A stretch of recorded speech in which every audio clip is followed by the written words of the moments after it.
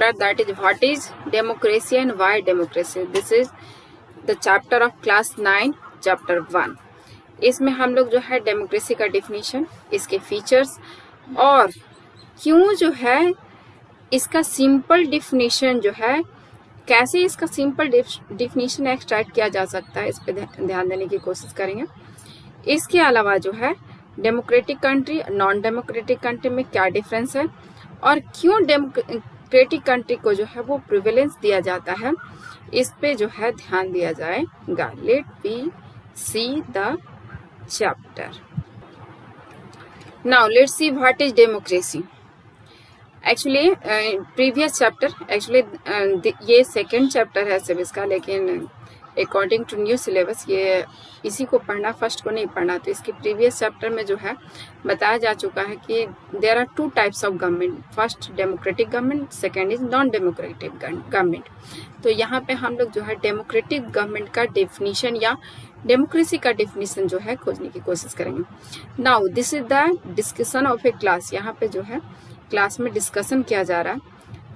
कुछ स्टूडेंट्स जो है अपनी मैम के साथ डिस्कस कर रहे हैं. नाउ इसमें जो है सबसे पहले ये बात उठाया जाता है कि कैसे जो है हम लोग इसका डिफिनीशन फाइंड आउट कर सकते हैं. तो कुछ बच्चों का कहना है कि अगर इसको हम लोग जो है इस वर्ड को, डेमोक्रेसी को अगर तोड़ दे, जैसे डेमोक्रेसी जो है बना हुआ है दो ग्रीक वर्ड से, ये वो वर्ड है डेमोक्रेसिया. इसमें दो ग्रीक वर्ड है, एक डेमोस है, दूसरा क्रेसिया. डेमोस का मतलब होता है पीपुल और क्रेसिया का मीनिंग होता है रूल्स. सो इसका मतलब हो गया democracy is rule by the people. तो क्या ये एनएफ हो जाएगा? लेकिन बात ये है कि सिर्फ एक एस्पेक्ट को देखना किसी भी चीज के लिए सही नहीं होता है. बेसिकली कहने का मतलब ये है कि किसी भी चीज का शॉर्टकट उसको पूरी तरह से समझ नहीं सकता है. इसलिए हम लोग को जो है इसके फुल डिफिनीशन को जो है फाइंड आउट करना पड़ेगा. कैसे हम लोग इसको फाइंड आउट करेंगे? Let be see this. Let's see a simple definition of democracy. सबसे पहले हम लोग देखेंगे, एक सेंटेंस लेते हैं. Democracy is a form of government in which the rulers are elected by the people. हम लोग सबको पता है कि डेमोक्रेसी में जो है गवर्नमेंट में जो भी रूलर्स रहते हैं उसको जो है पीपल से इलेक्ट करते हैं. तो ये जो एस्पेक्ट है कितना इम्पोर्टेंट है. तो इसके अकॉर्डिंग ऐसा कोई भी कंट्री जहां पर पीपल जो है गवर्नमेंट को इलेक्ट नहीं करती है उसको हम लोग डेमोक्रेसी नहीं कह सकते हैं. इस डिफिनीशन के अकॉर्डिंग म्यांमार जहां पे जो है आर्मी रूलर्स रूल कर रही है उसको जो है हम लोग डेमोक्रेसी नहीं कह सकते हैं. उसी तरह से जिस समय चिली में पिनोसे जैसा जो डिक्टेटर काम कर रहा था उसको भी हम लोग नहीं कह सकते हैं डेमोक्रेसी. सऊदी अरेबिया में भी नहीं है डेमोक्रेसी. क्यों? क्योंकि वहाँ जो है रूलर इलेक्टेड नहीं है. लेकिन ये सिंपल डिफिनीशन काफी नहीं है, क्योंकि बहुत सारे ऐसे कंट्री हैं जहाँ पर जो है इलेक्शन भी करवाया जाता है, गवर्नमेंट को इलेक्ट भी किया जाता है, फिर भी वहाँ पे डेमोक्रेसी नहीं है. इसको हम लोग जो है और ज्यादा अच्छे से समझेंगे in next topic. Let some features of democracy is described here. यहाँ रिव्यांग जिसने जो है डिस्कशन के बाद जो है घर जा करके कुछ कंक्लूजन निकाले. जैसे उसने निकाला डेमोक्रेसी में जो है every man the right to be his own operation. Actually हर आदमी खुद जो है अपना मालिक होता है. डेमोक्रेसी जो है consist of choosing your dictator. आप डेमोक्रेसी में खुद अपना डिक्टेटर चुनते हैं, मतलब आपके ऊपर कौन रूल करेगा ये खुद आप चुनते हैं. मैन की जो कैपेसिटी होती है फॉर जस्टिस में डेमोक्रेसी पॉसिबल. और हम लोग जो जजमेंट करते हैं डेमोक्रेसी में उसी की वजह से ये पॉसिबल हो पाता है. साथ में जो है डेमोक्रेसी वो डिवाइस है जो इंश्योर करता है कि हम खुद अपने ऊपर जो है गवर्न करें. और आपको पता है कि हर व्यक्ति अपने ऊपर ही सबसे ज्यादा अच्छा गवर्न कर सकता है.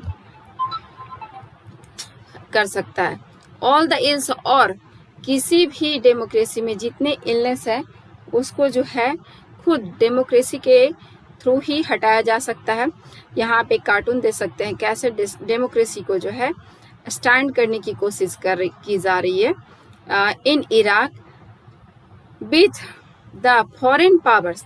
बाहर से, लेकिन डेमोक्रेसी को जो है कोई बाहर से स्टैब्लिश नहीं कर सकता है। डेमोक्रेसी एक इंटरनल चीज है, इसको खुद जो है वो लोग ला सकते हैं जो उसको लाना चाहते हैं। Let's see some features of democracy. इसमें हम लोग जो डिफिनीशन जनरेट किया उसको देखते हैं। Democracy is a form of government in which the rulers are elected by people. अब इसमें देखना है कितने एलिमेंट्स हैं।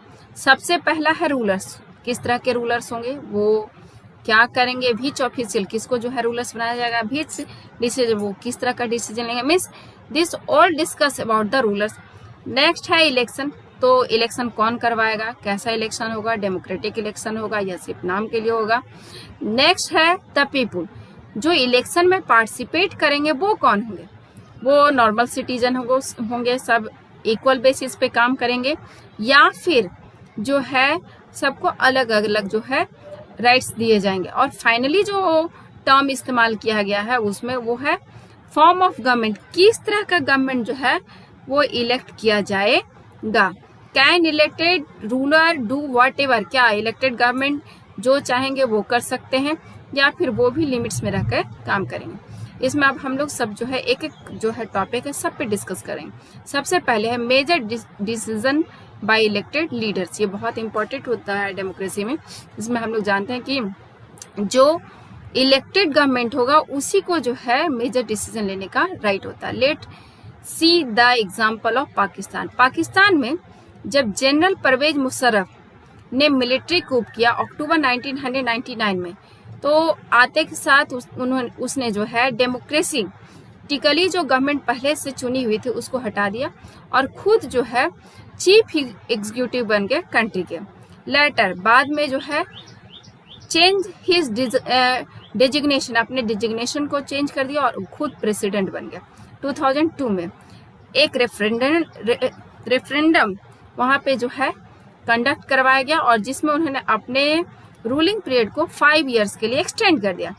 Pakistani media, human rights organisation और डेमोक्रेसी एक्टिविस्ट सब के सब जो है इस रेफरेंडम का जो है विरोध कर रहे थे, लेकिन इसके बावजूद जो है इस कंडक्ट किया गया। माल प्रैक्टिसेस और फ्रॉड को जो है वहां पे इस्तेमाल किया गया। अगस्त 2002 में जो है वहां एक लीगल फ्रेमवर्क ऑर्डर पास किया गया जिसमें पाकिस्तान का जो कॉन्स्टिट्यूशन है उसी को चेंज कर दिया गया और इस ऑर्डर के अकॉर्डिंग प्रेसिडेंट जो है वो डिसमिस कर सकता है द नेशनल और प्रोविंशियल असेंबली, जितने भी इलेक्टेड असेंबलीज हैं किसी को भी वो डिसमिस कर सकता है। Work of civilian cabinet is supervised by the national security council which is dominated by a military officer. Means वहां पे जो सिविल, वहां पर जो सिविलियन कोड थी उसको जो है आर्मी के कंट्रोल में दे दिया गया और इस लॉ को पास करने के बाद वहां पर जो है नेशनल और प्रोविंशियल लेवल के इलेक्शन करवाए गए। पाकिस्तान पाकिस्तान है इस तरह से देखा गया कि पाकिस्तान में इलेक्शन तो हुआ, इलेक्टेड रिप्रेजेंटेटिव भी आए, उन्हें पावर्स भी दिए गए, लेकिन फाइनल जो पावर था डिसीजन लेने का वो एक military officer general Pervez Musharraf के पास रह गया। इट मीन्स हम ये नहीं कह सकते हैं कि केवल इलेक्शन जो है वो गारंटी दे सकता है कि वहाँ डेमोक्रेसी है। ये जो हम लोग का क्राइटेरिया था कि जो इलेक्टेड रिप्रेजेंटेटिव्स आएंगे फाइनल डिसीजन जो है उनके हाथ में होना चाहिए, यहाँ पर जो है ये मिस कर गया। इस तरह से कि हम लोग क्लियरली देख सकते हैं कि बहुत सारे रीजन हैं जिसमें हम ये कह सकते हैं कि पाकिस्तान जिसमें जनरल परवेज मुशर्रफ के कंट्रोल में था वो डेमोक्रेसी नहीं है। But let us focus on one of this, लेकिन इसमें से हम कुछ रीजंस फाइंड आउट कर लेते हैं। Not quite many people have elected, वहाँ पे बहुत सारे लोगों को इलेक्ट होकर के रिप्रेजेंटेटिव बनाया गया नेशनल और प्रोविंशियल असेंबली में, लेकिन किसी को भी फाइनल राइट्स नहीं दिए गए। दिस हैपन, ये ज्यादातर डिक्टेटरशिप और मोनार्की में यही होता है। They formally have an elected person, उनके पास पार्लियामेंट भी होता है, गवर्नमेंट भी होता है, लेकिन वो उनके पास जो है रियल पावर नहीं होता है। रियल पावर जो है कुछ जो है एक्सटर्नल लोगों के हाथ में होता है जो कि एक्चुअल में इलेक्ट होकर के नहीं आते हैं। This can not be called, इसलिए इसको पीपल्स रूल नहीं कहा जा सकता है।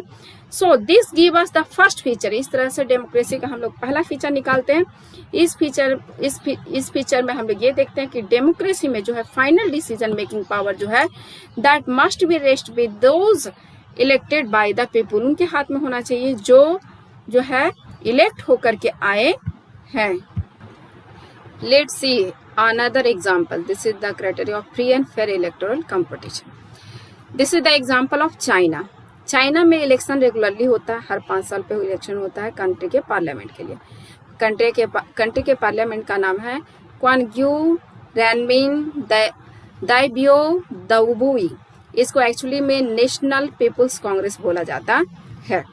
नेशनल पीपल कांग्रेस को जो है ये पावर है कि वो प्रेसिडेंट को अपॉइंट करे, और लगभग 3000 मेंबर्स इलेक्टेड मेंबर्स जो है ऑल ओवर चाइना से इस पार्लियामेंट के लिए इलेक्ट होकर के आते हैं।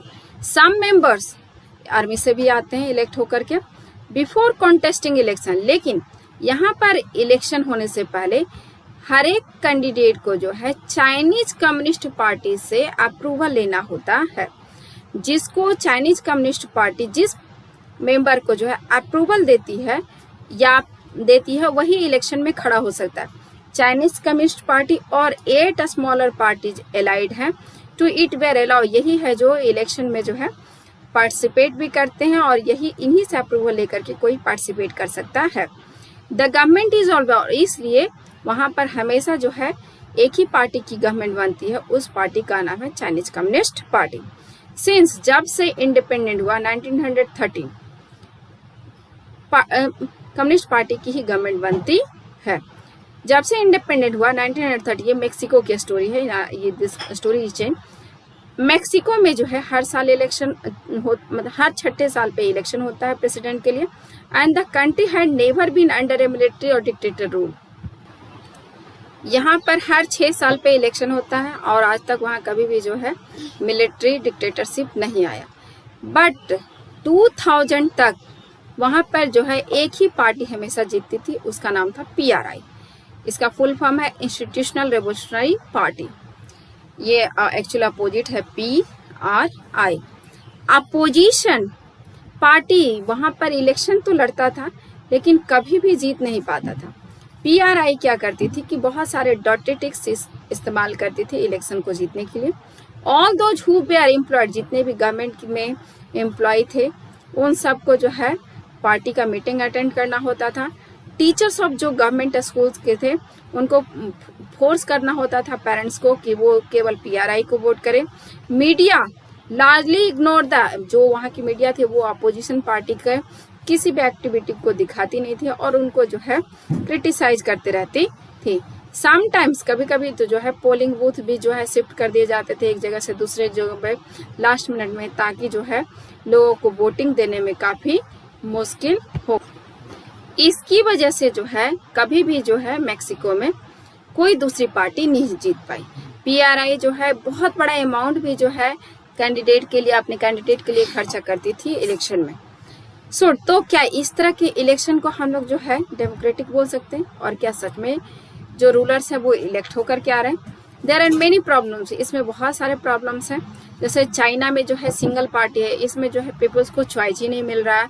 मेक्सिको में जो है चॉइस तो है लेकिन रियल चॉइस नहीं मिल रहा। देयर वाज नो वे, कोई चांस ही नहीं है कि रूलिंग पार्टी को हराया जा सके।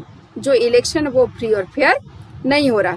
इस तरह से हम लोग ये कंक्लूजन निकालते हैं कि democracy must be based on A free and fair election.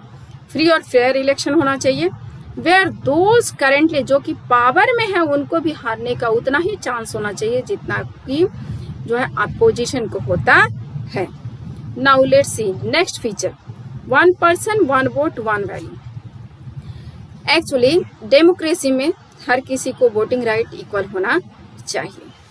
हर किसी को एक वोट देने का राइट होता है और हर वोट का वैल्यू सेम होना चाहिए।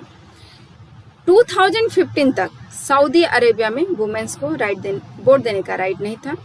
Estonia has it citizenship ruling in such way, इस तरह से किया गया है कि वहाँ पे जो रशियन माइनॉरिटीज है उनको जो है राइट टू वोट ना मिल सके। फिजी में जो इलेक्टोरल सिस्टम है उसमें ऐसा बनाया गया है कि जो वहाँ की इंडिजिनियस पीपल, वहाँ के जो लोकल लोग हैं, उनके वोट का वैल्यू ज़्यादा है। वहाँ इंडियंस बहुत सारे लोग रहते हैं, तो उनको जो है राइट टू जो वोट है वो रिड्यूस कर दिया गया है।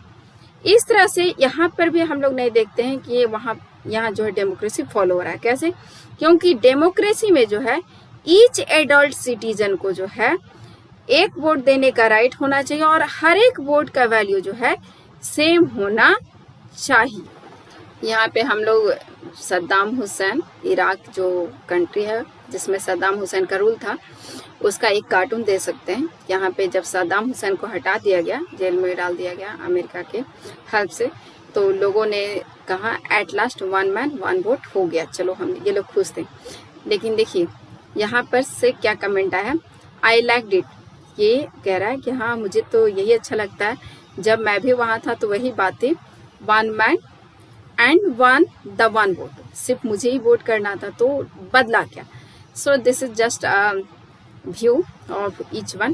Now let's see the next feature of democracy, rule of law and respect for rights. Her country में रूल ऑफ लॉ होना चाहिए और हर किसी के राइट्स को जो है रिस्पेक्ट मिलना चाहिए। Let's see the story of Zimbabwe. Zimbabwe जो है 1980 में इंडिपेंडेंट हुआ फ्रॉम वाइट माइनॉरिटीज। वहाँ पर वाइट लोग रूल कर रहे थे, उसके बाद जो है वहाँ इंडिपेंडेंट हो गया। देन वहाँ पे जो है एक पार्टी थी जिसका नाम था जानो पीएफ पार्टी। दैट पार्टी, इस पार्टी ने जो है फ्रीडम स्ट्रगल में बहुत ज़्यादा पार्टिसिपेट किया था। जैसे इंडियन फ्रीडम स्ट्रगल में कांग्रेस ने पार्टिसिपेट किया था, वहाँ इस पार्टी ने किया। और इसके जो लीडर थे जिनका नाम था रॉबर्ट मुगाबे। रॉबर्ट मुगाबे जो है वो बहुत पॉपुलर लीडर थे, इसलिए जो है यही वहाँ के जो है इलेक्शन में के बाद जो है वहाँ के रूलर बन गए और यही पार्टी जो है कंटिन्यूअसली जीत रही थी।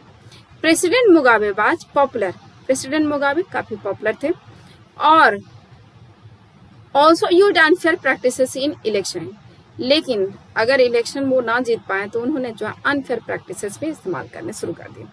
Over the years his government change the constitution, और काफी समय होने के बाद तो उन्होंने क्या किया कि कॉन्स्टिट्यूशन में भी कई बार चेंजेस ला दिए। पावर्स जो है इंक्रीज, जो प्रेसिडेंट का जो पावर था वो बढ़ाते चले गए और खुद को जो है मेक हिज, अपने आप को कम से कम अकाउंटेबल बनाना शुरू कर दिया। अपोजिशन पार्टी के जो वर्कर्स थे उनको हैरेस किया जाने लगा, उनके मीटिंग को डिस्टर्ब किया जाने लगा। पब्लिक प्रोटेस्ट और डेमोन्स्ट्रेशन के अगेंस्ट भी जो है गवर्नमेंट ने जो है उसको इलीगल अनाउंस कर दिया। टेलीविजन और जो रेडियो था उसको जो है गवर्नमेंट के कंट्रोल में ले लिया गया, उस पर केवल रूलिंग पार्टी का ही वर्जन दिखाया जाता था। देयर वे इंडिपेंडेंट न्यूज़पेपर जितने थे वहाँ पे कुछ इंडिपेंडेंट न्यूज़पेपर थे, लेकिन गवर्नमेंट ने उन जर्नलिस्ट को परेशान करना शुरू कर दिया जो वो गवर्नमेंट के अगेंस्ट लिखते थे। गवर्नमेंट ने इग्नोर कर दिया कोर्ट के सारे जजमेंट्स को, अनबेंट और जितने भी जो जजेस थे उन लोगों को प्रेशराइज करना शुरू कर दिया।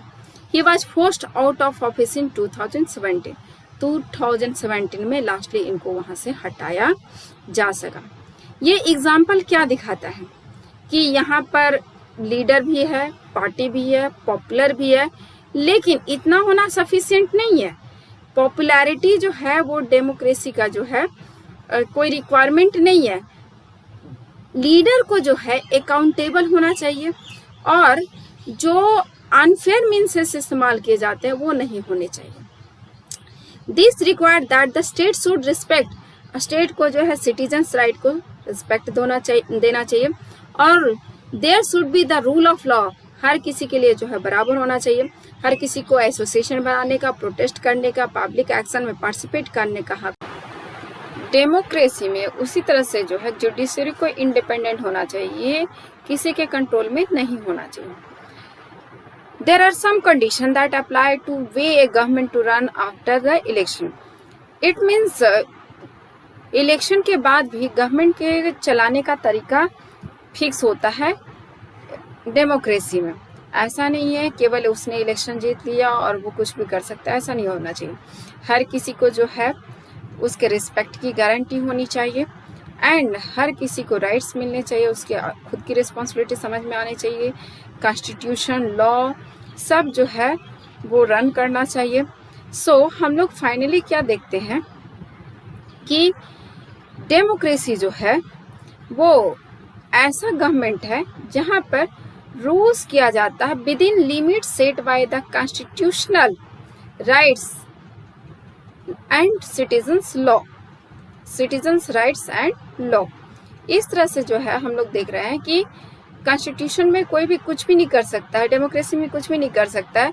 लोग जो है हिसाब से जो है कॉन्स्टिट्यूशन के अंदर काम करना चाहिए। आप देखते हैं समरी ऑफ डेफिनेशन, मतलब फीचर्स के बेसिस पे हम लोगों ने क्या कंक्लूजन निकाला। सबसे पहले democracy is a form of government in which the rulers are elected by the people. इसी कोटेशन को लेकर के हम लोग चले थे। तो इस कोटेशन से हम लोग को क्या क्या कंक्लूजन निकल के आता है।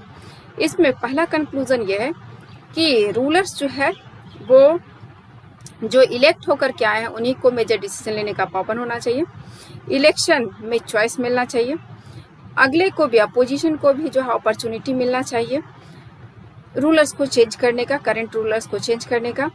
चॉइस और अपॉर्चुनिटी जो है वो अवेलेबल होना चाहिए on the basis of equal opportunity. और लास्ट है exercise of this voice lead to the total to a government limited by. जो भी गवर्नमेंट चूज होकर के आती है उसको जो है कॉन्स्टिट्यूशन के लिमिट्स में काम करना है और सिटीजन ऑफ जो राइट्स है उसको जो है रिस्पेक्ट करना। Let's see some examples of related democracy. जो भूटान का किंग है उसने डिक्लेयर किया कि वो फ्यूचर में जो है जो इलेक्टेड रिप्रेजेंटेटिव है उनके एडवाइस पे काम करेगा। ये किस जो है फीचर्स के तहत आता है, तो ये आप ये देख सकते हैं major decision should be taken by elected leaders. ये आप इसके साथ मैच कर सकते हैं। मेनी तमिल वर्कर्स को जो है श्रीलंका में राइट टू वोट नहीं दिया गया। ये किसके अगेंस्ट है? It is the against of one person one vote and one value. जो किंग है उसने जो है बैन लगा दिया पॉलिटिकल गैदरिंग, डेमोन्स्ट्रेशन और रैलीज पे। ये किसके अगेंस्ट है? ये है अगेंस्ट है आपको रिस्पेक्ट फॉर राइट्स। उसके बाद इंडियन सुप्रीम कोर्ट ने जो है बिहार असेंबली के डिसोल्यूशन को जो है अनकॉन्स्टिट्यूशनल बनाया। ये किसके तहत जाएगा? तो ये होना चाहिए आपको रूल ऑफ लॉ। और लास्टली ये है कि political parties in Bangladesh have agreed that a neutral government should rule the country at the time of election. ये क्या होना चाहिए? तो ये है free and fair election. Now let's see something next. Why democracy? Democracy ही क्यों चाहिए? तो here are some debates also. यहाँ फिर से डिबेट है कि डेमोक्रेसी ही क्यों होना चाहिए। यहाँ फिर से क्लास में जो है टॉक होना चाहिए। तो यहाँ पर एक क्वेश्चन आता है कि क्या कोई चीज़ जो है अगर बहुत फेमस है तो क्या इसलिए उसे हम लोगों को अडॉप्ट कर लेना चाहिए, या फिर उसके जेन्युइन जो है फीचर्स हैं या उसके जो मेरिट्स हैं उसको देख करके हमें अडॉप्ट करना चाहिए। Let's see some argument against democracy. तो डेमोक्रेसी के अगेंस्ट कौन कौन सा आर्गुमेंट है? लीडर्स हमेशा चेंज होते रहते हैं जिसकी वजह से इनस्टेबिलिटी आती है। डेमोक्रेसी में जो है केवल पॉलिटिकल कंपटीशन होता है, पावर प्ले होता है, लोग अपने जो है पावर का इस्तेमाल करते हैं। इसमें मॉरलिटी का कोई वैल्यू नहीं रहता है। ये जो है काफ़ी खराब है इसके लिए। मेनी पीपल्स इसमें जो होते हैं, इसमें डेमोक्रेसी में कंसल्ट किया जाता है जिसकी वजह से बहुत देर होता है। मतलब एक पार्टी, दो पार्टी, बहुत सारी जो पार्टियां होते हैं सब कंसल्ट करते करते किसी भी डिसीजन में टाइम लेते हैं। इलेक्टेड जो लीडर्स होते हैं वो अपना इंटरेस्ट ज़्यादा देखते हैं rather than interest of people, और इसकी वजह से अक्सर जो है बैड डिसीजन होता है। डेमोक्रेसी में जो है करप्शन को बढ़ावा मिलता है और ये ज़्यादातर जो है इलेक्टोरल कंपटीशन पे बेस्ड होता है। ऑर्डिनरी पीपल जो होते हैं उनको पता ही नहीं होता है कि कौन अच्छा है और कौन खराब है, जिसकी वजह से वो अक्सर डिसाइड नहीं कर पाते हैं कि क्या करना है और क्या नहीं करना है। इस तरह से हम लोग क्लियरली देख सकते हैं कि डेमोक्रेसी कोई मैजिक नहीं है, ये हर प्रॉब्लम का सॉल्यूशन नहीं है। इट हैज़ नॉट, ये जो है किसी भी कंट्री से पॉवर्टी नहीं हटा सकता है। ऐसा नहीं है कि डेमोक्रेसी में जो है हर किसी को जो है एक जैसा राइट्स मिले। डेमोक्रेसी में हर डिसीजन की गारंटी नहीं दे जा सकती और जो बहुत सारे लोग इन्वॉल्व रहते हैं उसकी वजह से लेट भी बहुत होता है। सो क्यों फिर भी जो है डेमोक्रेसी को ही आइडियल फॉर्म ऑफ गवर्नमेंट क्यों माना जाता है? तो let's see some arguments in favour of democracy. इसके पहले हम लोग जो है एक एग्जांपल ले लेते हैं। It will help us to understand the benefits of democracy. लेते हैं एग्जांपल चाइना का। चाइना में 1958 से लेकर के 1961 तक बहुत ज्यादा जो है रिकॉर्ड लेवल का जो है फैमाइन पड़ा, मतलब अकाल पड़ गया वहां नियरली। और इस जो फैमाइन था इसमें जो है 3 करोड़ लोग डेथ कर गए। और सेम इसी कंडीशन में इंडिया का इकोनॉमिक कंडीशन जो उस वक्त जो है चाइना से अच्छा नहीं था, इसके बावजूद जो है यहाँ पे जो है चाइना से कंडीशन काफी अच्छा रहा। और इकोनॉमिस्ट का ये मानना था कि जो चाइना में ये कंडीशन हुआ ये दोनों के वहाँ के गवर्नमेंट पॉलिसी की वजह से हुआ। सेम टाइम में इंडिया में उतना प्रॉब्लम नहीं हुआ जितना कि चाइना में हुआ। एक्चुअली इंडिया में उस समय डेमोक्रेसी था, जिसकी वजह से इंडियन गवर्नमेंट ने जो बहुत तेजी से जो है फूड स्कैर्सिटी को कम करने के लिए जो है रिस्पॉन्ड किया। वही चाइनीज गवर्नमेंट ने जो है सबसे पहले तो इसे मानने से मना कर दिया। और जब बहुत लार्ज स्केल पे फाइनमाइन का जो है असर पड़ा तो तब तक जो है काफी देर हो चुका था और उस समय तक जो है चाइना के हाथ से बात निकल चुकी थी। If China too had multi party election, अगर चाइना में भी जो है मल्टी पार्टी इलेक्शन होता और अपोजिशन होता, फ्री जो है प्रेस होता, तो गवर्नमेंट को कंट्रोल किया जा सकता था। और देन उस कंडीशन में जो है फैमाइन में जितना डेथ हुआ उतना डेथ नहीं होता। वही डेमोक्रेसी होने की वजह से इंडिया में जो है गवर्नमेंट ने तुरंत रिस्पॉन्ड किया और लोगों को जो है हेल्प किया गया, जिसकी वजह से यहाँ पर उतना ज्यादा प्रॉब्लम नहीं हो पाया। डेमोक्रेटिक गवर्नमेंट इज बेटर, इसलिए जो है बोला जाता है democratic government is better form of government because it is more accountable form of government. ये किसी भी दूसरे फॉर्म ऑफ गवर्नमेंट से कहीं ज्यादा अकाउंटेबल है। एक और रीजन है, डेमोक्रेसी में कोई भी डिसीजन लेने में जो है बहुत ज्यादा डिस्कशन होता है, बहुत सारे लोग इन्वॉल्व होते हैं, बहुत सारे मीटिंग्स होते हैं, हर किसी को इक्वल वैल्यू दिया जाता है। इसकी वजह से कोई इरिस्पॉन्सिबल डिसीजन नहीं होता है। इसमें समय लगता है लेकिन ये जो है इम्प्रूव करता है the quality of decision making. Means late होता है लेकिन डिसीजन जो आता है वो कहीं ज्यादा अच्छा होता है। तीसरा आर्गुमेंट जो कि डेमोक्रेसी के फेवर में है वो ये है कि डेमोक्रेसी जो है एक मेथड प्रोवाइड करता है to deal with differences and conflicts. ये हर तरह के डिफरेंसेस और कॉन्फ्लिक्ट को जो है सॉल्व कर सकता है। एक्चुअली इस मामले में जो ये है काफी अमेजिंग है। किसी भी कंट्री में हम लोग जानते हैं बहुत सारे डिफरेंट लैंग्वेजेस होते हैं, डिफरेंट रिलीजन्स होते हैं, प्रैक्टिसेस होते हैं, कास्ट होता है और उन सबको साथ लेकर के चलना इतना आसान नहीं होता है। लेकिन चूंकि डेमोक्रेसी में जो है हम लोग हर किसी को इक्वल वैल्यू देते हैं, हर माइनॉरिटीज को इक्वल जो है दिया जाता है रिस्पेक्ट, जिसकी वजह से जो है सब साथ रह सकते हैं। Democracy provide the only peaceful solution, और डेमोक्रेसी में ही केवल जो है उनको पीसफुल सॉल्यूशन प्रोवाइड किया जाता है।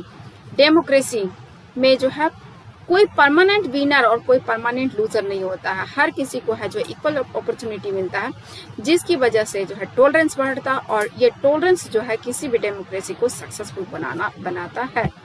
Next but not list it is democracy enhance the dignity of citizens. कोई दूसरा ऐसा फॉर्म ऑफ गवर्नमेंट नहीं है जहां पर सिटीजन्स को रिस्पेक्ट मिलता है। चूंकि डेमोक्रेसी में सिटीजन्स को जो है सबसे पावरफुल माना जाता है, हर इलेक्टेड गवर्नमेंट जो है उसी के थ्रू बनती है, इसलिए यहाँ पे जो है सिटीजन्स के डिग्निटी को रिस्पेक्ट दिया जाता है और हर जगह पे जो है इसको इनहेंसमेंट मिलता है। Finally democracy better form of government है to other because it allow us to correct its own mistake. कोई ऐसा फॉर्म नहीं है जहाँ गलती नहीं होती है, हर जगह हर गवर्नमेंट फॉर्म में गलती होती है, लेकिन कहीं सुधारने का मौका नहीं मिलता है। मान लीजिए कि हम लोगों ने किसी इलेक्शन में किसी गलत लीडर को चुन लिया, लेकिन अगले ही 5 साल के बाद, 5 इयर्स के बाद या जो भी फिक्स्ड ईयर्स है उसके बाद हमें फिर से हमारी ही गलती को सुधारने का मौका मिल जाता है। ये जो है सबसे यूनिक फीचर है डेमोक्रेसी का, जो इसको किसी भी दूसरे फॉर्म ऑफ गवर्नमेंट से जो है बेटर बनाता है। Now see the broader meaning of democracy. Actually, what is the broader meaning of democracy? When we think about democracy, it is a type of lifestyle. It is a type of thinking. हम जान सकते हैं कि democracy जो है thinking style है. जब हम अपनी सोच में हर किसी को इक्वल वैल्यू देते हैं, अपनी सोसाइटी में हर किसी को इक्वल वैल्यू देते हैं, तो हम समझते हैं कि डेमोक्रेसी हर जगह पर आ चुका है. आजकल जो डेमोक्रेसी है, आपको पता है, इसका साइज बहुत बड़ा है और मॉडर्न डेमोक्रेसी में जो है बहुत सारे लोग हैं और ये रियली इम्पॉसिबल है कि हर कोई जो है फिजिकली वहाँ पे जो है हर कोई जो है डेमोक्रेसी में शामिल हो जाए और कलेक्टिव डिसीजन लिया जा सके. अगर कुछ लोग चाहे भी कि हम साथ बैठ करके डिसीजन ले लो, तो हर सिटीजन में ये एबिलिटी नहीं है कि वो टाइम दे सके या उनका डिजायर नहीं है, स्किल नहीं है कि वो पार्टिसिपेट कर सके. So this give us A clear but minimal understanding of democracy. इससे हमें समझ में आता है कि हर कोई डेमोक्रेसी में शामिल नहीं हो सकता. फिर कैसे जो है हर किसी को हम डेमोक्रेसी में ला सकते हैं? हर किसी के पास इतना समय नहीं है कि वो डेमोक्रेसी में आ सके, लेकिन हर किसी तक डेमोक्रेसी को पहुंचाना है. इसके लिए क्या करना हो? लेट्स से कार्टून, इसमें जो है बहुत बढ़िया जो है आर.के. लक्ष्मण का ये कार्टून है. इसमें उन्होंने दिखाया था कि कैसे जो है डेमोक्रेसी से हर किसी को हर एक्सपेक्टेशन होता है. यूनिटी चाहिए, डेमोक्रेसी, इक्वलिज्म, हर चीज चाहिए, इंडस्ट्रियल ग्रोथ, हर चीज चाहिए.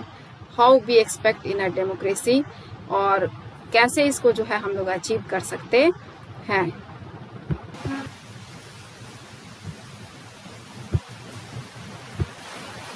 डेमोक्रेसी को तभी सक्सेसफुल माना जा सकता है जब बोला जाता है दिस इज द कंडीशन कि ट्रू डेमोक्रेसी तब आएगा जब कंट्री में कोई भी जो है रात को भूखा नहीं सोएगा.